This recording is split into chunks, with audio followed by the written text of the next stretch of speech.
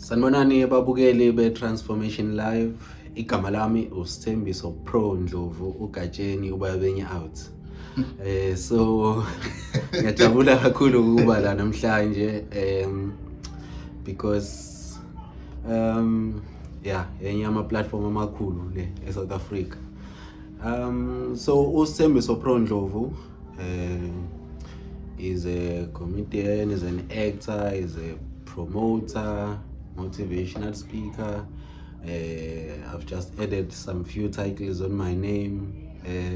I'm an author of incwadi ebizothi From Prison to Palace, and then also a radio presenter, and kuningi nje ngikwenza entertainment. But ke uPro ngiyathanda kakhulu ukubizwa ngoPro, and abantu bahlezi bengibuza ukuthi uPro uqhamuka uPro uqhamuke sewuPro nje.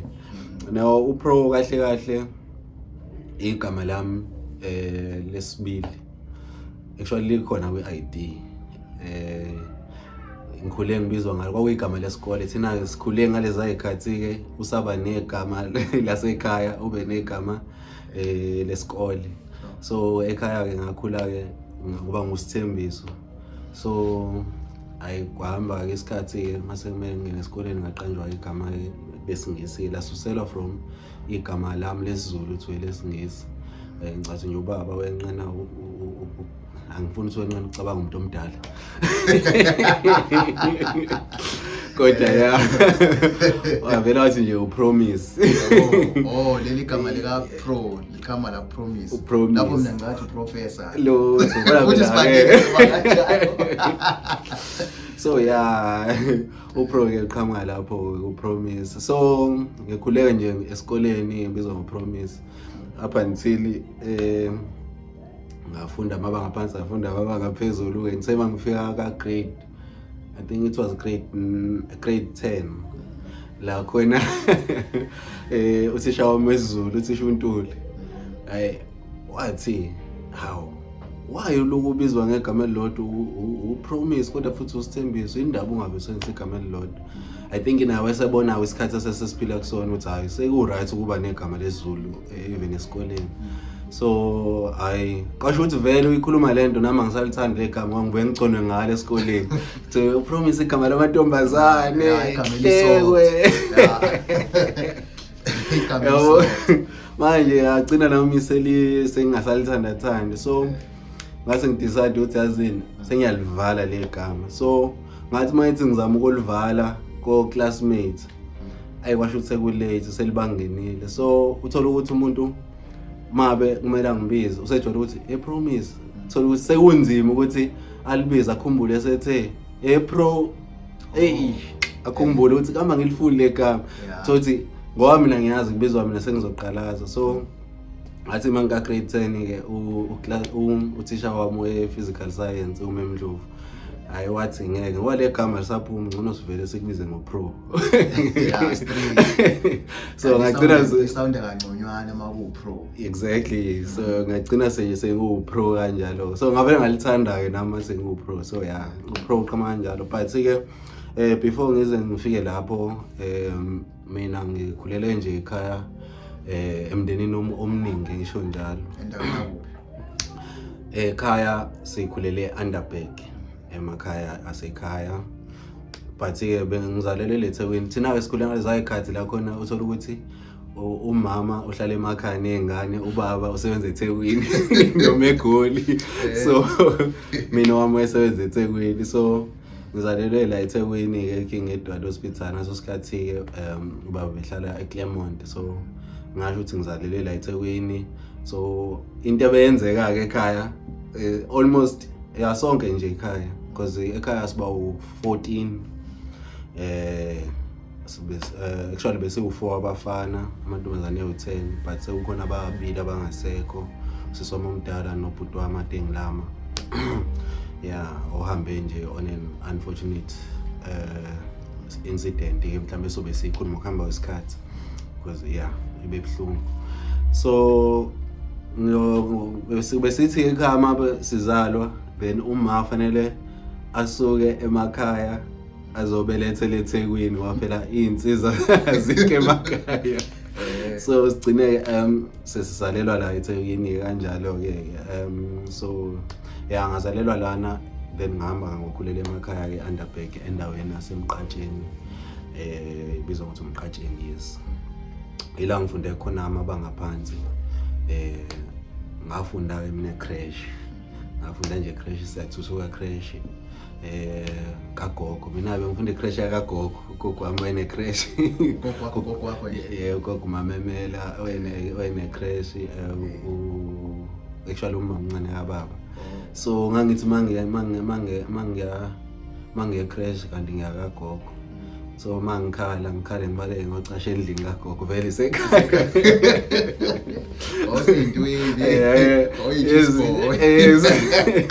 So ingane zabantu zona-ke zizodabuka emakhaya yabona kuyasho kuzonisa semzini abantu.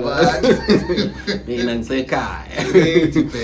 Bokuthi angilandwa nge-creche vele kusekhaya, ngiyalala mangithanda. So ya ngakhula siyathuthuka e-creche, then ngafunda before ngingene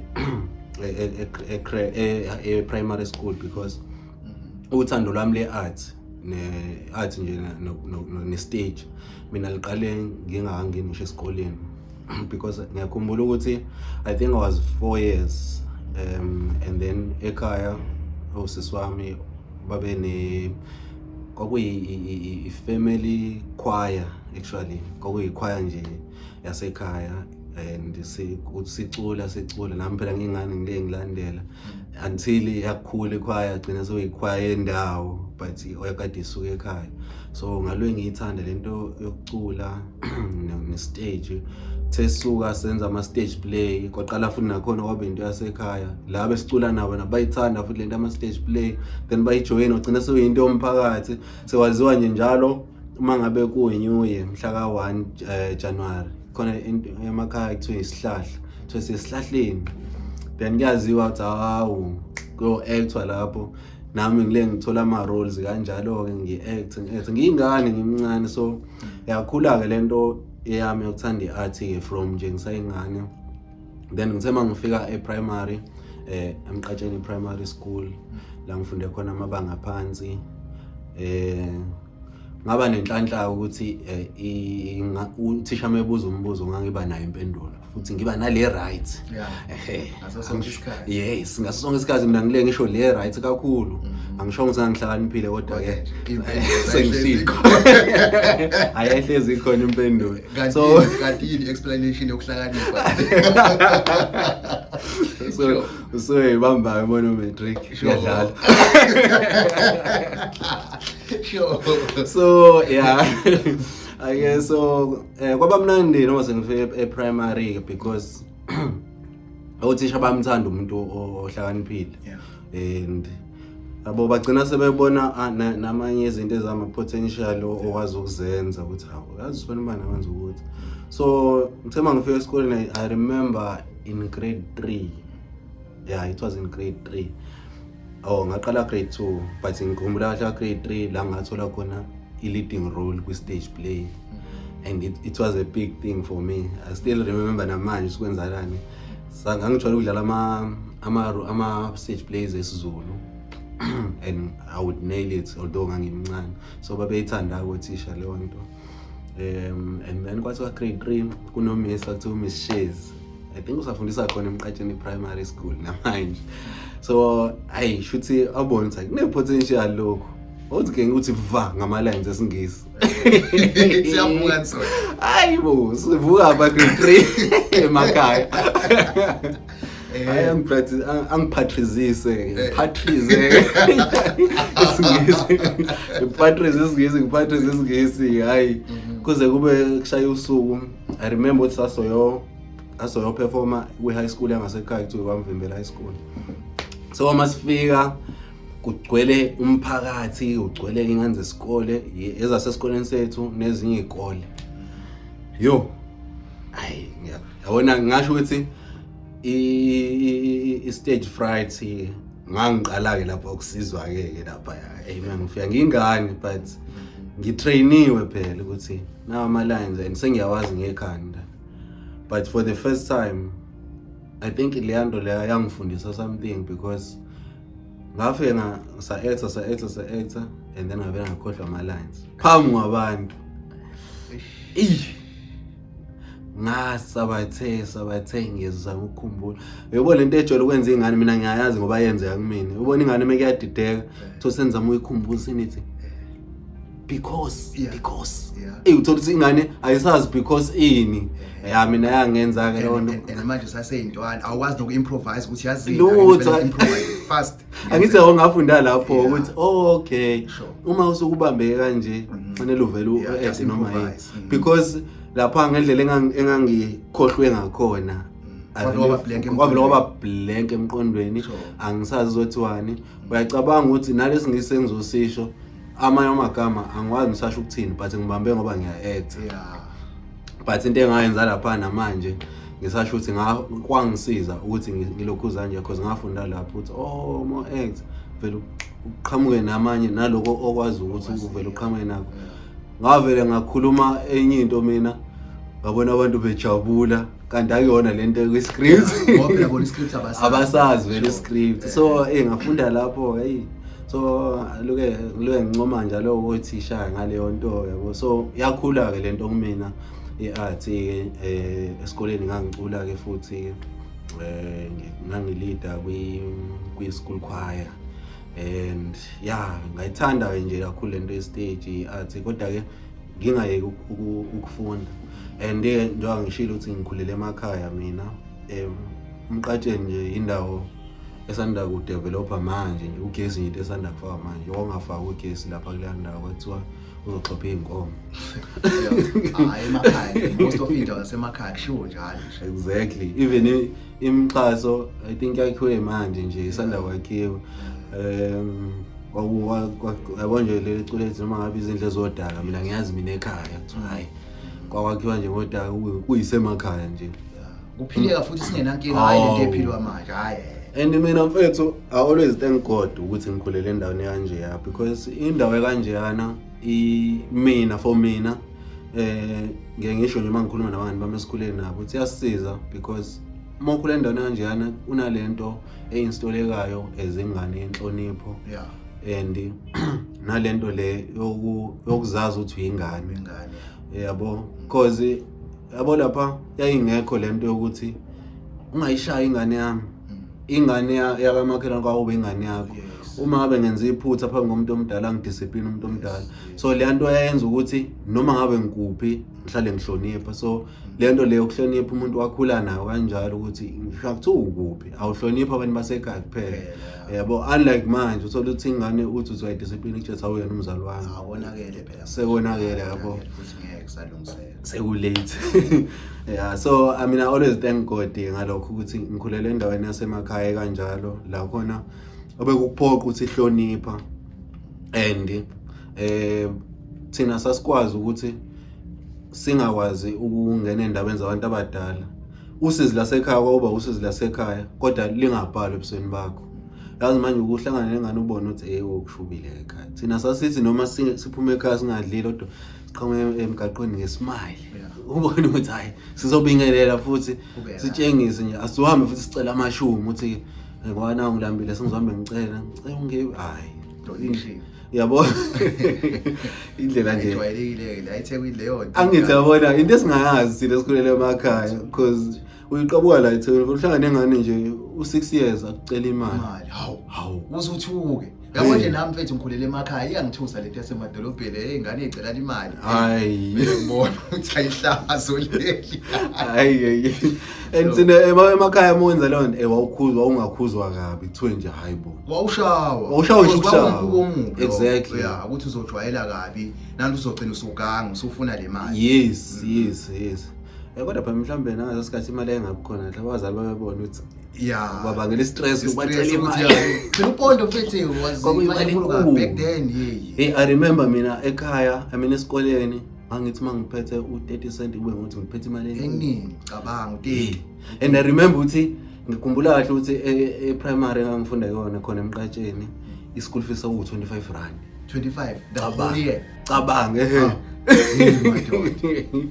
so ngicathe yakhula ke eziminyaka ihamba but at that time nje kwakube imali enkulu 25 rand. Indoda. Ngiyacabanga uma usuya Underberg uza la eThekwini i distance ende kabi, kodwa ngiyakhumbula ngomunye unyaka, I think it was in grade 7, saba ne trip to Durban, sakhokha 35 rand. Umfundi ngamunye. Cabanga uya nokubuya njalo. Cabanga bethi kude kangaka. Yey. Yeah, so sikhule kahle ke thina ngalezo ikhathi. And yeah, angasho nje ukuthi ukukhula kwami kwakumnandi, especially kule side lasesikoleni, because esikoleni ngangihlezi ngigqugquzelekile ukuthi ngizoya esikoleni, ngangihlezi ngazi ukuthi manje esikoleni iyona ndawo la ngizoshayina khona, iyona ndawo la ngikwazi ukuziveza khona. And nanokuthi enye into engihlezi ngiyibonga kakhulu uNkulunkulu ilento ukuthi ngikhule mina ubaba noma bekhona ekhaya, so ngikhule vele mina phansi kwabazali, so bengelula vele for mina ukuthi ngingacabanga into ebhedayo, as much as phela ubaba ubesebenza eThekwini but ubebuya njalo. So ngikhule nje ngilo ngane nje ukuthi ifocus ekuthenini ngiyafunda, ngenza imisebenzi yasekhaya, because bengilusayo mina, ngelusa-ke mina ngaqhathwa futhi. And ngizokuxoxa lesinye isitori sokuqhathwa kwami.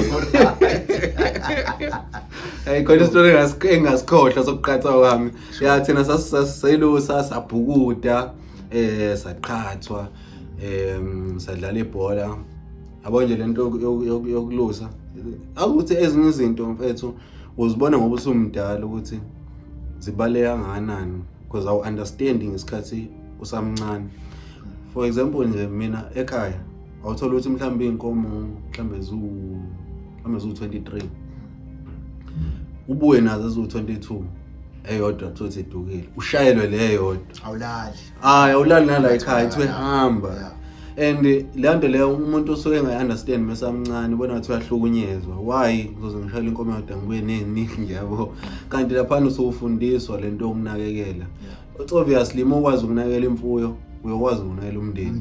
Yangithi yabo i-time lingasekho, usuka trainela leyo nto kahle kahle. Exactly, but leyo nto uyibona uma usumdala ukuthi yazi ngangahlukunyezwa. Yabo, so izinto eziningi besiphila kanjalo, ngisho njalo besiphila kanjalo.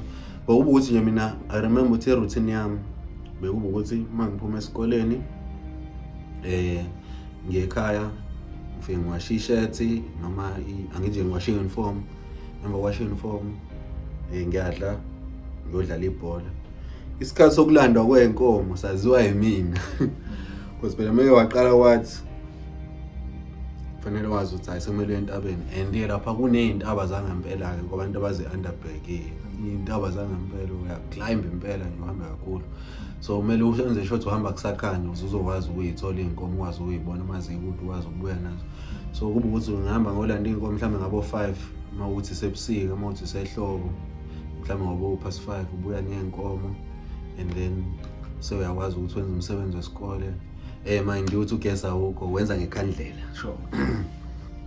Khanyisa ikhandlela, uma ukuthi i-exercise litheleka ngekhandlela, ubona nawe uthisha uyasazi isimo. Into ebalulekile into ephakathi. Answer right ebalulekile. So umuntu nje ukhule kanjalo-ke sakhula futhi sisijwayela nje isimo. And-ke ekhaya bese ngibona abantu abathatha entweni-ke. I remember ukuthi even ukudla bekuba khona iy'khathi la besilala singadlile. Bahlezi bengiphikisa-ke abantu bengibaxoxela ukuthi mina there was a time la khona esake salala singadlile khona ekhaya for 3 days. Kwenzenjani? Abo phela isikhathi sakudala yabo. Yabo ukuthi sesaba nenhlalo esikhathini samanje. Le nto yakudala engekho right ukuthi fanele kusebenze indoda kuphela emzini, because uma ngabe nengekho right ukuthi nani nonke anikho right, akusafani namanje seniyakwazi ukuthi nisebenze yabo. So kulo 3 days ngikhumbula kahle ukuthi uma wazama baqha uzothola isinkwa, yabo isinkwa sesingasilayisiwe, and then wabuya naso. Lesasinkwa I think sasiwu4 ngaleso sikhathi ekhaya, osesibambe bengekho bese ihlobeni. Sasidla 3 days ukuthi kanjani nama ngazi. nanela kodwa. Hayi bo sasidla nje impela. Angazi kanjani. And I remember ukuthi ekhaya kwakune calendar noma bengakhokhile but calendar ajwayelani. So babe nesithombe senyama eyosiwe ekhalendeni. Sasithi masidla sithi sithathe isinkwa sibuke ekhalenda sithi ngisheba nale yanyama.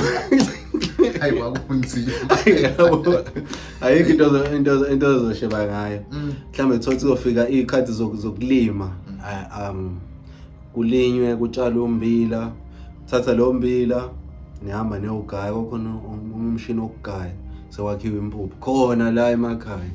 Yabo isimo nje kwakuyileso simo esikanjalo ke because isimo sasemakhaya sasikhathi sasibheda kakhulu. Not ekhaya kuphela but nje endaweni.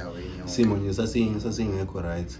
Lento yokunana nje kwakuyinto enormal ukuthi hayi fanele uyonana uma ungenakho ukuthi unlike manje usuyahletshwa uma uthi uyonana. But I always say mfethu prof mfethu I wish for those days. Yazi mfethu kunalento esiphila manje. I always wish for those days ukuthi engathi umuntu can go back. That was life because manje thina sibona ngathi siphila impilo manje kodwa ke yona hayi akusiyona impilo ngempelile ngeke bafana. Ya manje umuntu useyakwazi ukuthi aze afe esaba ukukhuluma okuzokhulunywa. Uyacabanga so isimo isikhathi esiphila kusona sikho right. So khule nje empilweni kanjalo ke but ke it was fun because nganginaka indaba zami ezingane. Njengoba ngisho ukuthi mina ngiphuma ngenze lokho ekumele ngikwenze ngiyodlala ibhola ngibuye ngiyolanda inkomo. Kungeke ukuthi ngizoloke ngiba stressed ukuthi ekhaya solala sidleni. Yabo. But I remember as ngikhula there was a time la ngafunda khona ke lento ukuthi ukusave and kuthi mabe kuthengiwe ekhaya kuthenga impuphu kuthengwa i80 kg yempuphu. And then futhi ngathi la ngabona khona ukuthi yazi ukuthi uma ujabuliswa 9 encane thothi kuzofika uma kuthengwa impuphu and then bese ngithathe mhlambe ngizothatha uplastic ngifake impuphu mhlambe engaba mhlambe ba 3 kg mhlambe then bese ngiyathatha ngiyayifihla and then bese kudliwe impuphu iphele. Yabo la khona sekuthiwa khona engabe sekuzweliwani. Uyothola ukuthi sekuyimina osekhipha le mpuphu hayi ngithi kade ngiyifihlile kojatshulu ekhaya uthi wayifihle nje wayigoqa uyasikana nje wayibeka. Yes ngayibeka somewhere yabo. Smart bethu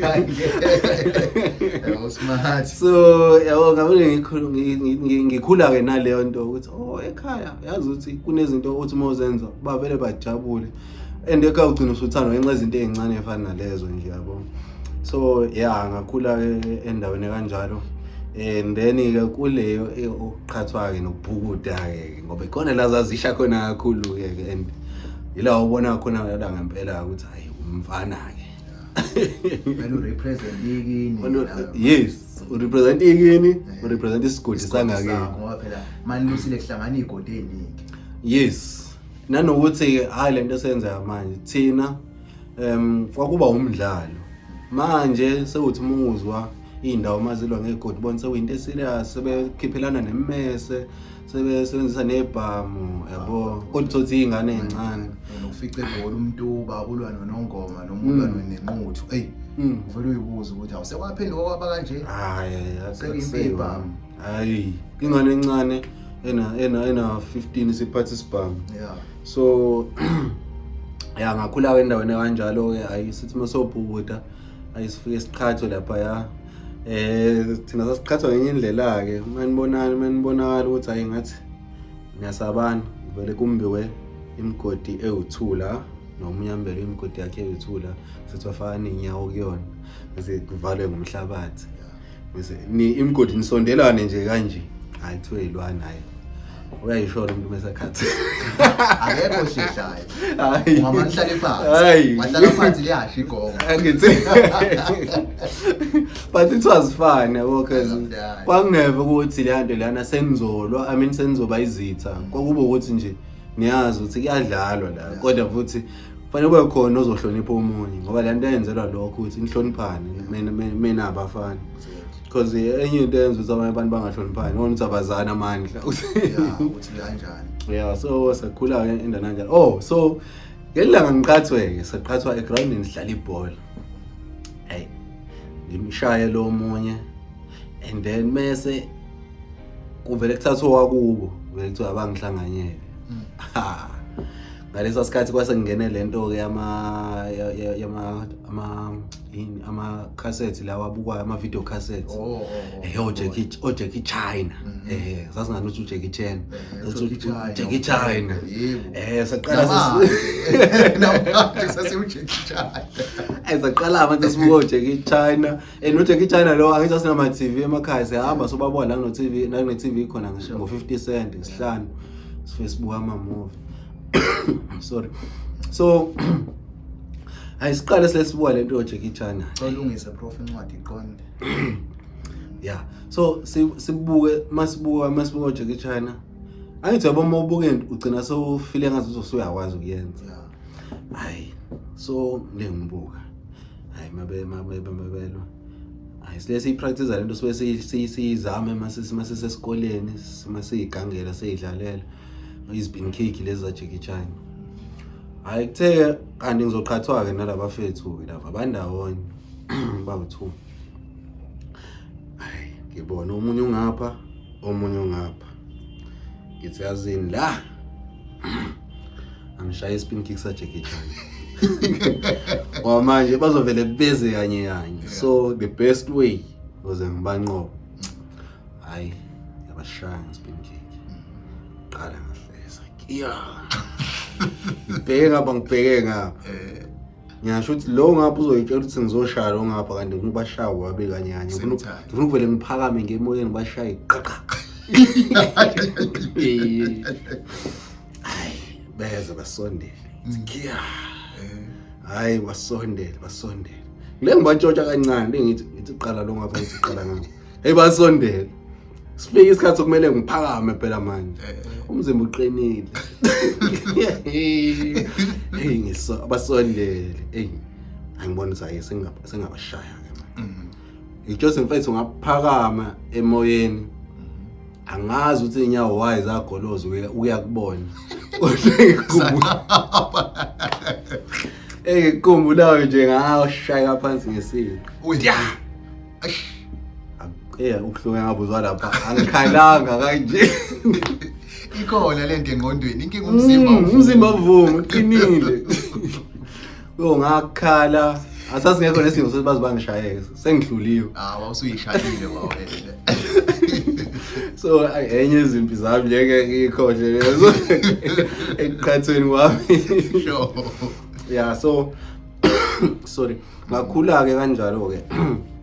Nje endaweni nje ebinjalo bekwazi ukuthi nje siyazwana endaweni siyalekelelana ukuthi kumele siye entabeni siyaphelezelana not really siyaphelezelana sonke sihamba sonke zabafana basendaweni akumele siyokha kumele siyotheza izinkuni sibophela izinkabi la hawu siyotheza ngeinkabi sibuye sifesi lapha entabeni emahlathini sikha ama-apula umapetshisi lapha emanxiweni sibuye nje sesibuya nemithwalo sisuthi nje impilo nje imnandi then ngakhula until ngaqeda i-primary yami emqhatsheni then ngenze mangenza grade 7 ayikwasho ukuthi othisha bebebona ukuthi ngendlela ebengiphasa ngakhona bengalungela ukuthi ngingathola imfundo yasemakhaya.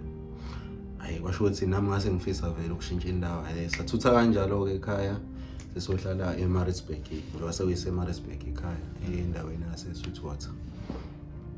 Ngafika ngafunda ke eSweetwater eShabantu High School engathuswa ke igama. Sasingabashayi kanje sasibashaya ngemfundo. Yes, nangama awards. So yeah, ngafunda khona ikhona labangishintsha khona igama ngathola igama la pro. So ngafunda khona ke nakhona futhi ngafike ngaqhubeka kanjalo nje uthisha ngimneze into ayifunayo okuyi-answer right. Ya nje impilo yabamnandi nakhona although umuntu waseshintsha indawo esefunda impilo entsha seqale ukubona ukuthi uma efika eMaritzburg so uyakwazi nje ukuhlangana nomuntu omdala ongambingeleli into esingayazi thina. Ngiyakhumbula ngifika nami nje eMaritzburg ngangibingelela wonke umuntu engihlangana naye emgaqweni. and leyo nto sophazamisa it exposes ukuthi wena uqhamukaphi. Exactly. Ngoba even nami ngisaseyintwana ngiqala ukufika eGoli ngangibingelela.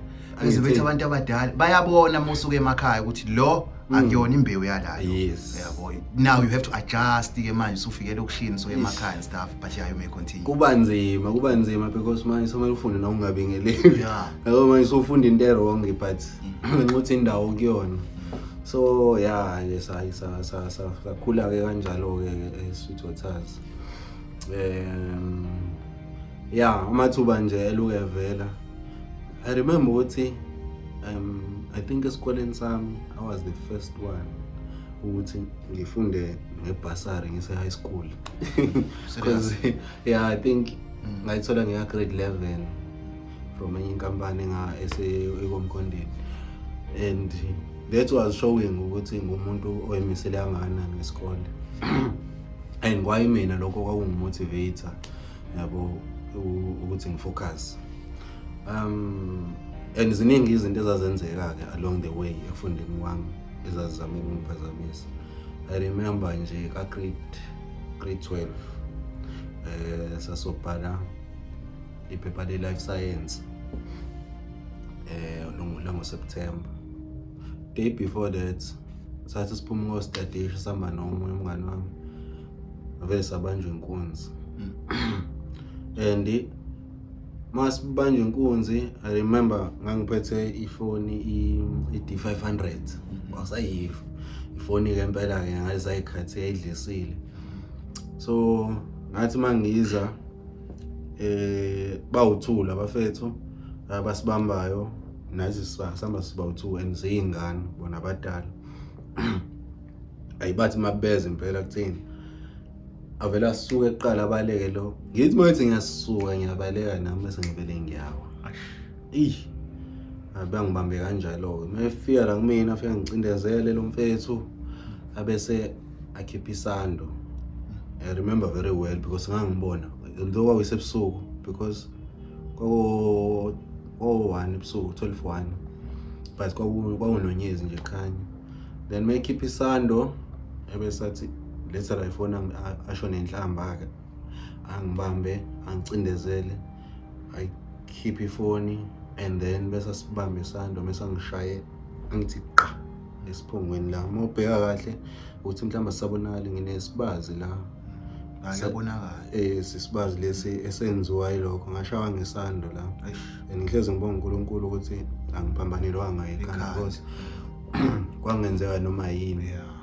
So angishaye ngesando ke ngavele ngingopha ke lapho and I think into eyenza ukuthi azangishaye wefuna ngingakhumbuli lutho mhlambe yena oyijethi ngiyambona ukuthi ubani then ngopha lapho and then babaleke ke bona then mebuya lo engihamba naye sezongitshe ngoba ubona ukuthi hawu bangibambile ngilele phansi hayi wabona na ukuthi ayikho into angayenza engangilimele kakhulu engangopha kakhulu and yeah it was very hard and so kwathi nje after some time ngisalele lapho kwaqhamuka even amaphoyisa washo ukuthi ke indawo yangasekhaya inama passage ngisho ukuthi uyathanda ukubheka ulandela umuntu awazi ungene kweliphi passage.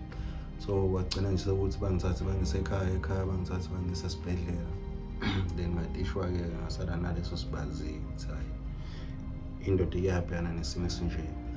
Nokho sasebhlungu because ngakhona ukuthi ngagcina ngabhalanga ngisasi because ngisesibhedlela. Ngenhlanhla ukuthisha ba-understand babe banginikeza linye ithuba futhi nje ngibonga ukuthi nawo matric wami ngawuphasa kahle nje noma zazikhona izimo ezifana nalezo because futhi kwayekona lokho kwangeve kuyisimo sokuqala esifana naleso ukuthi senzeke isimpilo sesikoleni.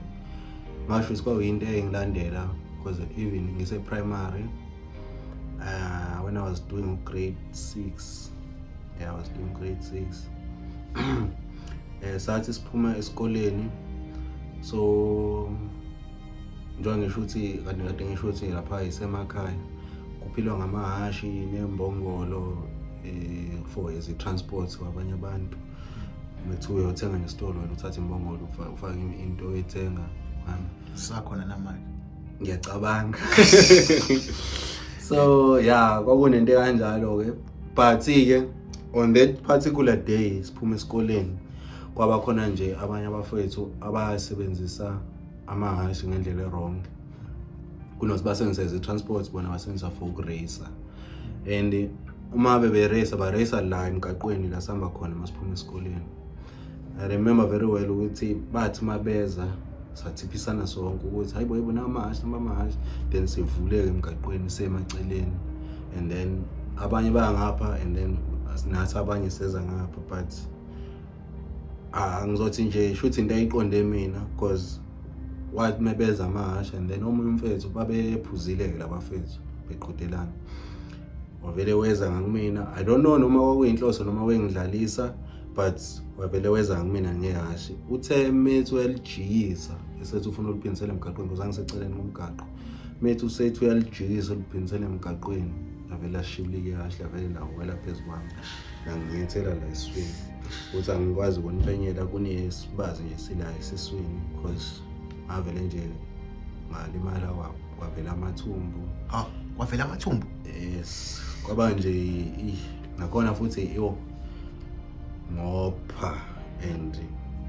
ezinye zezinto engisimacabanga ngoNkulunkulu sinakhona futhi angifanga because angazi ngasinda kanjani into eyenzeka nje kuphela ngaqebuka izinyo amazinyo and then yeah because ngomlomeni ngangopha futhi kuphuma amazinyo yenzeka kuphi lento underback simqatsheni underback I was doing grade 6 so yeah kwaba nje isimo esibhlungu kakhulu because I remember ukuthi ngathi ngopha nginjalo and then omunye ubaba wakaziqubo eseduze nomgaqo waxhatha imoto yakhe wazongilayisha emotweni ngaphuthunyiswa ekhaya uma ngiyotshengisa ukuthi hayibo sewenzeke ingozi kanje then saphuthuma ke sikho esibhedlela eHunderberg eclinic phuthuma eclinic masifika nhlanga sifica udokotela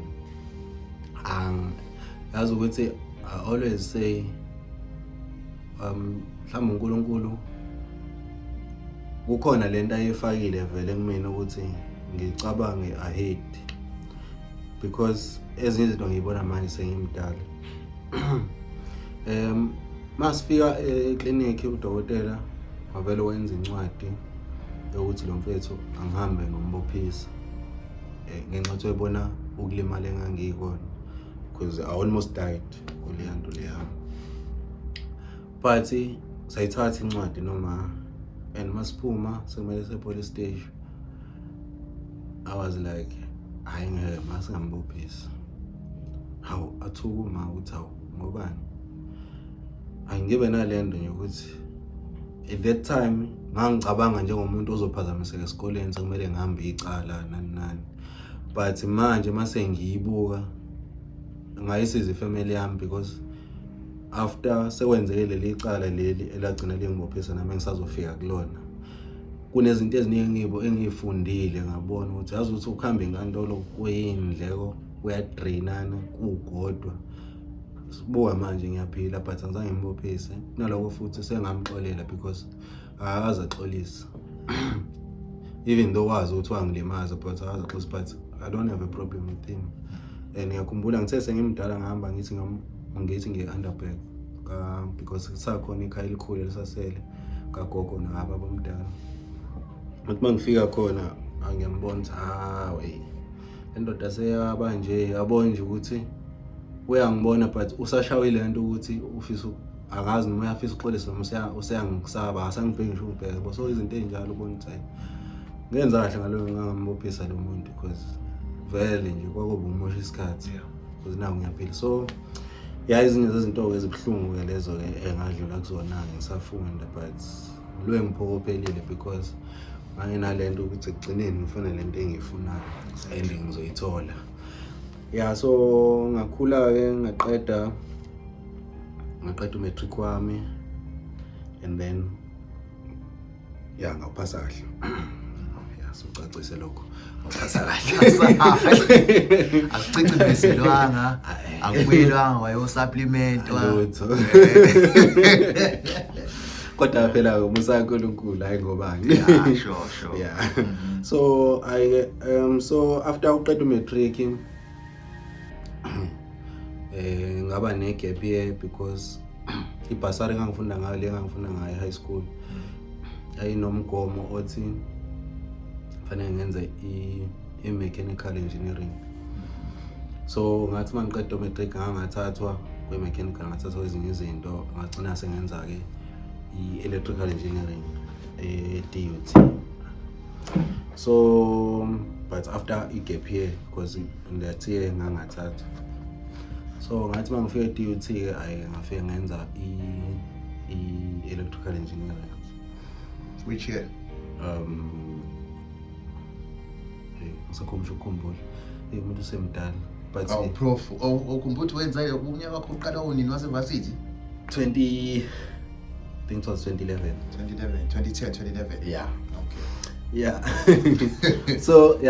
So ngithe mangifika e-DUT ngifunde, and then before ngiye e-DUT during i-gap year ngahamba ngaye ekhaya because ngafike ngahlala eThekwini, then ngabuyela ekhaya ngabo June, ngabo April, May, June. Yeah. Then mangifika ekhaya ngifike ngisungule i-organization because mina enhlizweni yami bekuhlezi kunalento lolathando olwa-installeka ngisamncane lama-stage plays behlezi lukhona vele because into engiyithandayo engikhule ngayo. Then ngasungula i-organization nabanye abangani bami nje about 3 sasidlala ama-stage plays, si-organize ama-events around the community. Then ngase ngathatha abanye abangani bami about 3, then saqala sakha ama-stage plays because besinalento ukuthi sihlele emakhaya sine-gap year, yini esingabe siyenza for i-community. Then kwaba ukuthi sisaka ama-plays, ama-stage plays, then sihambele iy'kole namahholo endawo, and then siqwashisa abantu nje ngezinto, ama-topics afana no-teenage pregnancy, substance abuse, nazonke nje ama-topic lawa athinta kakhulu intsha. So sayenza ke lento, sahamba ke sihambele iy'kole, so-organize ama-events around ilokhuzana i-community, and then yaluka ikhula into yethu up until we were approached by South African Red Cross wafike wayithanda, then sangena khona sayenza nabo lento. So sithe masiqhubeka senza lento, and then nginothisa njalo ukuthi yazi ukuthi njalo mase kuyimina osho ama-lines ami abantu bayahleka, yabo.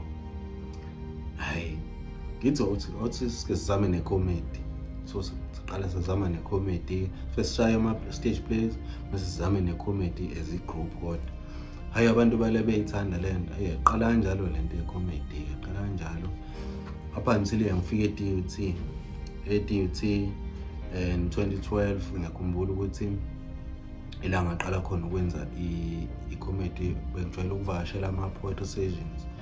Bekukhona i-session e-DUT ye-poetry, i-DUT poetry session, and then ngaqala-ke ngenza i-comedy. Bathi uma benza iy'nkondlo mina ngifike ngenza amahlaya, ngibona ukuthi hayi bo yazi ukuthi iyasebenza lento. Then from there ngaqala ngithola ama-platform from ama-stages amakhulu, ngaqala ngahlangana nabantu abafana namawela Chesterville, oSiyanda Maphumulo. Ngabona ukuthi hayi bo nabo abantu abaphila ngalento sengiyasebenza nabo. Ngaqala ngangena kanjalo kwi-comedy, ngavele ngayenza-ke nje from there ngaqala ngenza stand-up comedy, and then I did stand-up comedy while ngifunda e-DUT. So yakhula-ke lento-ke ye-comedy to a point ukuthi I remember in 2015, because bekunalento ukuthi mina ngifuna ukwenza i-comedy ehlukile, i-comedy clean, comedy nje ye-gospel, as much as bengiwenza namahlaya. 2015 I was nominated to Crown Gospel Awards, best gospel comedy category, and ngaqala ngabona ukuthi hawu lento lena shuthi ngempela ngiyayenza, yabo. And at that time ngenxa ukuthi ungumuntu othandayo uba hands on even nasekhaya mina bengithi ngifunda ngibe ngisebenza ngishaya ama-part-time jobs. So nje impilo yami bisihamba kahle nje kakhulu.